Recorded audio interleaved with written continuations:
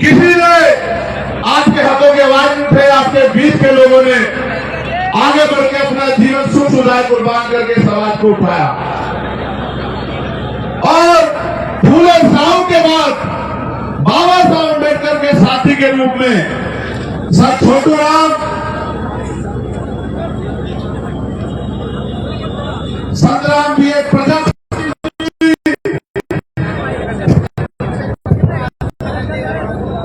महामना रामसूर वर्मा,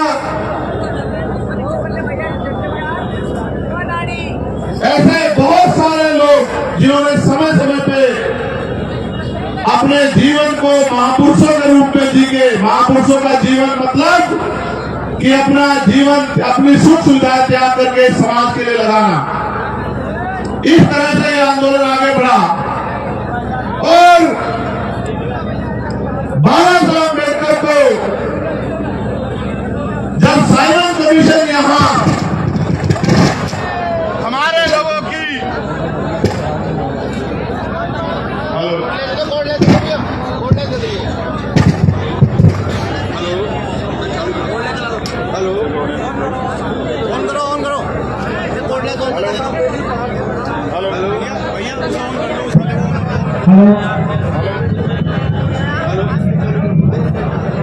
चालू कर दे यार। हेलो वो चल रहा वाला चल रहा हेलो, धन्यवाद। मैं आपको याद दिलाते हुए बताना चाहता हूं कि जब साइमन कमीशन भारत आया तो डॉक्टर बाबा साहब अम्बेडकर के साथ साथ छोटूराम उसका नेतृत्व कर रहे थे, उनका स्वागत कर रहे थे। और साइमन कमीशन, अगर हम जानकारी हासिल करें तो इस देश में मजलूमों की हालात जानने के लिए आया था, जिसकी बात गोलमेज कॉन्फ्रेंस में डॉक्टर बाबा साहब अम्बेडकर ने रखी कि भारत में हम लोग गुलामों के भी गुलाम हैं।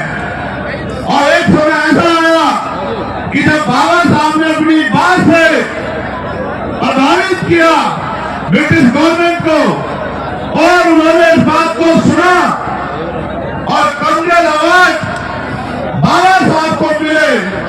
बाबा साहब की सारी बातें दमदारी और तर्क के साथ थी और उस समय के जो भारत के नेतृत्वकर्ता लोग थे, जो भारत की बात कर रहे थे, उनमें से एक जिनको हम आज भारत में राष्ट्रपिता महात्मा गांधी कहते हैं, मुझे कहने में कोई संकोच नहीं है कि महात्मा गांधी जी ने उस समय और उनके साथियों ने वैचारिक विरोध के कारण जितने भी मुस्लिम डेलीगेट वहां थे गवर्नमेंट कॉन्फ्रेंस में, उन सबको ये कहा कि डॉक्टर अम्बेडकर का साथ मत देना, हम आपको हर वो चीज आपकी मांग पूरी करेंगे जो आप चाहते हैं। लेकिन मैं धन्यवाद दूंगा उस समय के सारे मुस्लिम डेलीगेटों का कि उन्होंने अपने हक अधिकारों की परवाह न करते हुए ये बात मानते हुए कि डॉक्टर अम्बेडकर की बात सही है, उस समय बाबा साहब अम्बेडकर का साथ दिया, जिसकी वजह से बाबा साहब अम्बेडकर को कमजोर आवाज मिला। और बाद में वो बात 24 सितंबर 1932 को पूरे पैक्ट में खत्म हुई, जहां से कमजोर शोषितों को आरक्षण मिला। ये बात मैं आपको इसलिए कह रहा हूं क्योंकि आज आप पढ़ लिख के समझदार हो गए हो। अगर दोस्त दुश्मन को नहीं पहचानोगे तो फिर आपके साथ जो जुर्म जाति अन्याय होगा आप उसके जिम्मेदार खुद होंगे। इसलिए वो पुरानी जो बात थी वो आगे बढ़े। ये कमजोर शोषितों की, दलित, पिछड़े, आदिवासी, मुसलमान, जैन, सिख, बौद्ध, पारसी कमजोरों की एकता बने और एकता बनके इनके मसलात हल हो, इनको भारत में स्वाभिमान सम्मान का जीवन मिले, जो कि अभी नहीं मिल पा रहा है। इसकी तैयारी करने के लिए आज हम लोग यहाँ इकट्ठा हुए।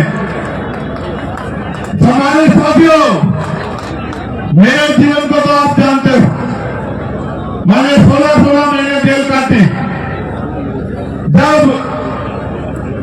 दिल्ली में गुरु रविदास जी का गुरु को तोड़ दिया गया तो मैं 66 दिन जेल रह के आया।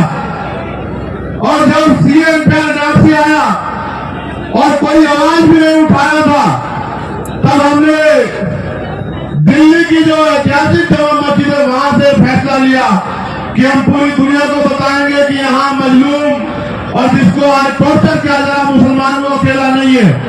और इसका खामियाजा भुगतना पड़ा कि उन्होंने मुझे, मेरे साथी जानते हैं कि 250 लाठियां मारी होंगी, मेरे नखून तक खींच हुए मेरे पैरों के, मेरे साथी जानते हैं इस बात को। और जब मैं जेल से आया, आपके यहां भी बिजनौर में गोलियां चली, आप इस बात को जानते हो। यही नहतौर में चली, यही नजीबाबाद में चली, जो लोग आंदोलन कर रहे थे, कई लोगों की जान गई। मेरठ में चली, मैं सबके घर घर गया है बताने के लिए कि अकेले मत समझना, हम सब लोग आपके साथ हैं। लेकिन आज हालात ये है, आज हालात ये है कि बाकी नेता तो सीबीआई ईडी इनकम टैक्स से रुक जाते हैं, लेकिन Chandrashekhar Azad CBI ED income tax से नहीं रुक पाता। इसलिए जितने षड्यंत्र हो सकते हैं उतने षड्यंत्र किए जाते हैं। और तो और सरकारें, जब ये आरएसएस भारतीय जनता पार्टी की सरकारें रोक नहीं पाती तो मेरे ऊपर गोलियां चलाती है। आपके प्यार आशीर्वाद से इनकी गोलियों मेरा कुछ नहीं बिगाड़ सकती। इसलिए आपसे कह रहा हूं कि आपके अंदर एक भय, और ये भय मैं दूर करना चाहता हूं। आपको ये लगता है और आपको बार बार ये बताया जा रहा होगा कि भाई चंद्रशेखर का साथ देने से आप कमजोर हो जाओगे। मैं आपको याद दिलाता हूं, पहले आपने जब बाबा साहब अम्बेडकर आंदोलन चला रहे थे तब आपने आरपीआई का साथ दिया,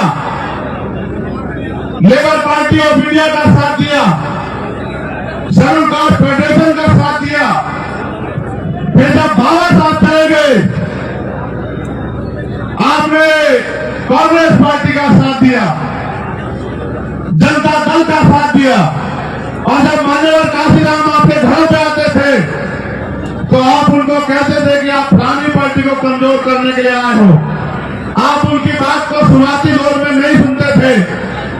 फिर एक समय आया जब आपने उनका साथ दिया तो आप ताकतवर हुए, और जब आप ताकतवर हुए तो आपकी जिंदगी में परिवर्तन आया।